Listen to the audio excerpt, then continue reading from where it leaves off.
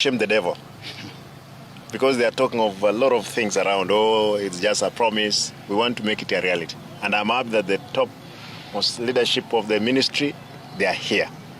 Therefore, for our people, we're going to work.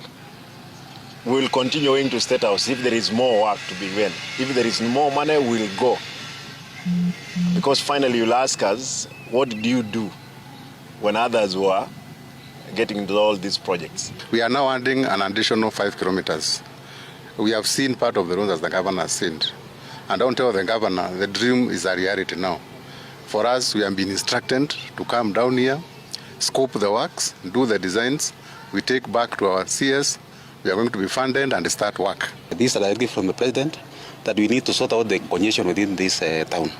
So, tumekuja hapa siku ya leo, tuangalie wenyewe.